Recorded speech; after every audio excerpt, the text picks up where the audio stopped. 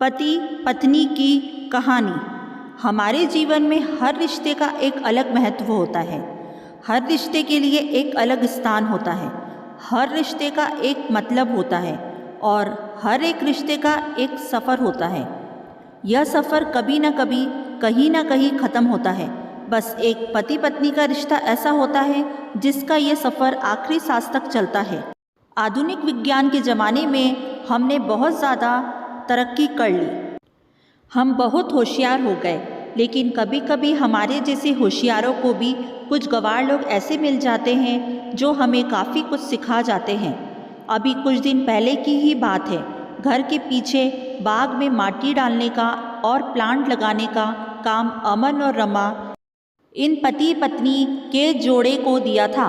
पहले दिन दोनों आए, दोनों ने खूब अच्छा काम किया। दूसरे दिन सिर्फ अमन आया, शायद रमा बीमार होगी।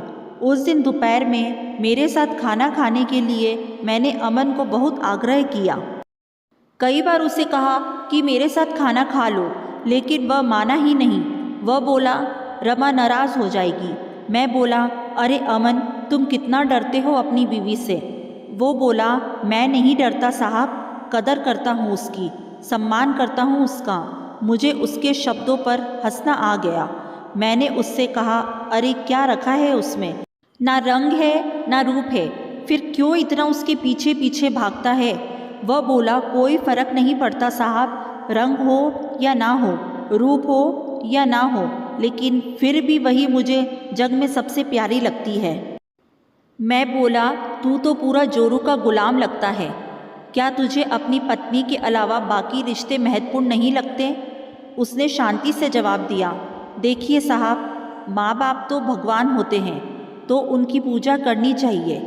भाई बहन का रिश्ता तो जन्मजात होता है और दोस्ती का नाता तो सिर्फ काम या मतलब के लिए होता है, और बाकी सारे संबंधी मतलब के लिए ही होते हैं। अब देखिए, जैसे कि आपका और मेरा नाता भी काम और पैसे का ही है ना, लेकिन साहब पत्नी हमारी कोई नज़दीकी रिश्तेदार तो होती नहीं है। फिर भी वह अपने सारे संबंधों को छोड़कर हमेशा के लिए हमारी हो जाती है और हमारे हर सुख दुख में, हर दिन रात में, हर ऋतु में हमारा साथ देती है। आप मानो या ना मानो, पत्नी सिर्फ एक रिश्ता नहीं है, वो कई रिश्तों का भंडारा है। जब वह हमारी हर इच्छा पूरी करती है, हमारी देखभाल करती है, हमको लाड लड़ाती है, तब वह किसी माँ की भूमिका निभा रही होती है। जब वह हमें अपने वर्तमान परिस्थिति की समझ देती है और जब हम अपनी कमाई उसके हाथ में लाकर देते हैं, तब हमें विश्वास होता है कि वह उसका सही इस्तेमाल करेगी और हमारे साथ कुछ बुरा नहीं होने देगी। तब वह बाप की भूमिका निभा रही होती है। जब हमारे बारे में चिंतित होती है और जब वह हमें हमारी गलतियों को बताकर उसे सुधारने का मौका देती है, तब वह किसी बहन की भूमिका में होती है।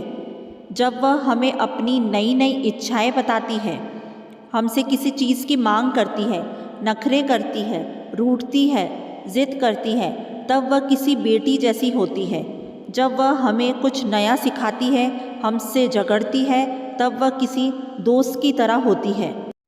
जब वह हमारे घर की और हमारे रिश्तेदारों की सबकी जिम्मेदारी अपने सिर पर उठाती है, तब वह मालकिन होती है।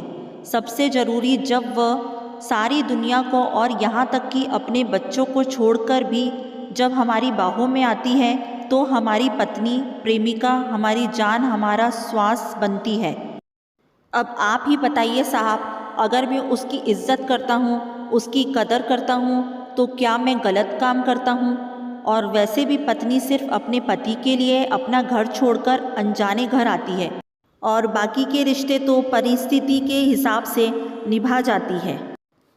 देखिए साहब, मैं ज़्यादा पढ़ा लिखा तो नहीं हूँ, लेकिन ज़िंदगी ने मुझे इतना ज़रूर सिखाया है कि रिश्तों का मतलब एक दूसरे की कमियों को पूरा करना होता है।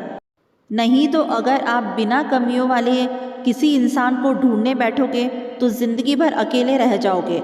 और साहब, बीवी अगर धरती बनकर इतना बोझ उठा सकती है, अपनी तपस्या की अग्नि में तप सकती है, तो पति को भी शांत और उतना ही बड़ा विशाल आसमान की तरह बनना पड़ेगा। जो उसे समय समय पर प्यार की बारिश से भिगोता रहे। ठीक है साहब, बहुत देर हो गई, मैं जाता हूँ, कहकर अमन वहाँ से जाने लगा और मैं उसको पीछे से जाते हुए देखता रहा। आज इस मजदूरी करने वाले आम इंसान में मुझे बहुत बड़ा उपदेश देने वाला गुरु नज़र आ रहा था। उसकी वो बात कि पत्नी कैसी भी हो उसको मान देना, उसकी इज्जत करना, देखभाल करना हर विवाहित पुरुष का प्रथम कर्तव्य है, और यह गुरु ज्ञान मुझे जीवन भर याद रहेगा। उम्मीद है इस कहानी ने आपके दिल में अपने जीवन साथी का स्थान और भी ज़्यादा मजबूत कर दिया होगा।